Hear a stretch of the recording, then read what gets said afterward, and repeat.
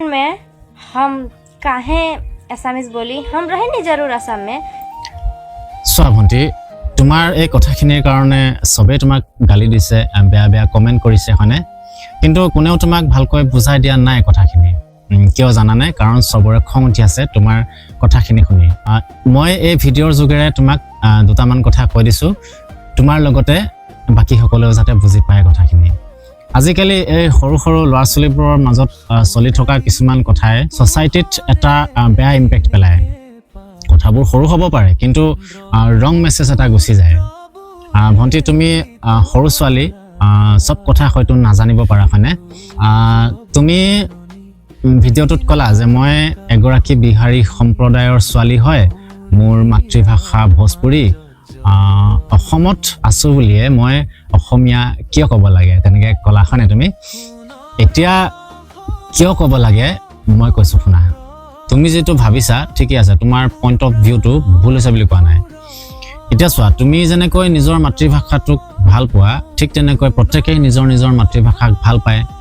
যেনেকৈ নিজৰ মাতৃভাষাটোক ভাল পায় ঠিক তেনেকৈ আনৰ ভাষাক সন্মান কৰে এতিয়া যদি তুমি অসমৰ স্থায়ী বাসিন্দা নহলাহেঁতেন বা জন্ম যদি তোমাৰ অসমত নহলহেঁতেন তেতিয়া কি হয় অসমীয়া ক'বলৈ বা বুজিবলৈ তোমাৰ হয়তো অসুবিধা হল হয় বা প্ৰবলেম হয় দিগদাৰ হলে কথা পাতিবলৈ হয়নে কমিউনিকেশ্যনৰ প্ৰবলেম আহিলেতেন এতিয়া তুমি অসমত জন্ম লৈছা সৰুৰে পৰা অসমৰ যিবিলাক ৰীতি-নীতি পৰম্পৰা সংস্কৃতি যেটো ল্যাঙ্গুৱেজ যেটো ভাষা অসমীয়া হেবিলাক তুমি সৰুৰে পৰা দেখি আহিছা হে কাৰণে কি হয় যেতিয়া বেলেগ এটা পৰিবেশত থাকিবলগীয়া হয় সেই পৰিবেশটোৰ সৈতে খাপ খাই পৰিব লাগিব তাৰ যেটো ভৌগোলিক পৰিবেশ হে পৰিবেশটোক আকোৱালি ল'ব লাগিব হেতু তুমি নিজে বুজি পাব লাগিব হেতু তোমাৰ নিজৰ দায়িত্ব হয়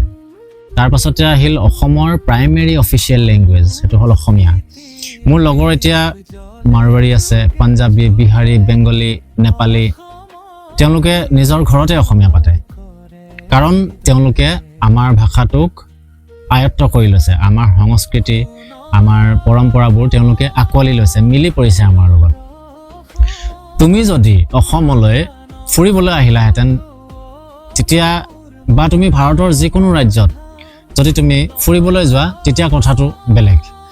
কিন্তু যদি তুমি সেই ৰাজ্যখনৰ মই অসম বুলি কোৱা নাই সেই ৰাজ্যখনৰ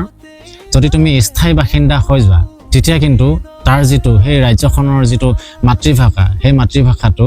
আকোৱালি লোৱাটো কম্পালসৰি তুমি ঘৰত যি পাতা তোমাৰ নিজৰ ইচ্ছামতে পাতিব পাৰা তুমি তোমাৰ লগৰীয়া বন্ধুৰ লগতো তুমি যেনেকৈ ইচ্ছা মনে যি কয় হেতু পাতিব পাৰা একো নাই কিন্তু তুমি যেতিয়া কিবা এটা ৰাজহুৱা অনুষ্ঠানলৈ যাবা বা চৰকাৰী কাৰ্যালয়লৈ যাবা অফিচলৈ যাবা বেংকলৈ যাবা মাৰ্কেটলৈ যাবা তেতিয়া কি হয় তুমি যদি অসমীয়া ক'বলৈ নাজানা বা যদি তোমাৰ ক'বলৈ তুমি দিগদাৰ পোৱা তেতিয়া কি হ'ব কমিউনিকেশ্যন গেপ এটা আহি যাব আৰু নাজানিলে একো নাই নাজানিলে শিকাটো কোনো বেয়া কথা নহয় হয়নে এতিয়া যদি অসমৰ পৰা এজন মানুহ বিহাৰত গৈ যদি তাত মাটি কিনি স্থায়ী বাসিন্দা হয় তেতিয়া তাত গৈ অসমীয়া পাতি থাকিলে তো নহব কোনেও বুজি নাপাব ঠিক একেটাই কথা এতিয়া তোমাৰ যিবোৰ নথিপত্ৰ পেন কাৰ্ডে হওক আধাৰ কাৰ্ড হওক PRC বেংক পাছবুক হেবোৰটো অসমৰে হয় তাত ইংৰাজীত যেনেকৈ ইংলিছত যেনেকৈ লিখা থাকে তলত অসমীয়াটো লিখা থাকে সেইকাৰণে অসমীয়া ভাষাটো জানিব লাগিব শিকিব লাগিব ফ্ৰীডম অফ স্পীচ সকলোৰে থাকে অসমীয়া ক'বই লাগিব বা জানিবই লাগিব বা শিকিবই লাগিব বুলিও কোনো কথা নাই কিন্তু শিকাটো তোমাৰ নিজৰ কৰ্তব্য তুমি নিজে আকোৱালি ল'ব লাগিব নিজৰ মনৰ পৰা অটোমেটিক সেই ভাৱটো আহিব লাগিব আৰু হেতু তোমাৰ প্ৰথম কৰ্তব্য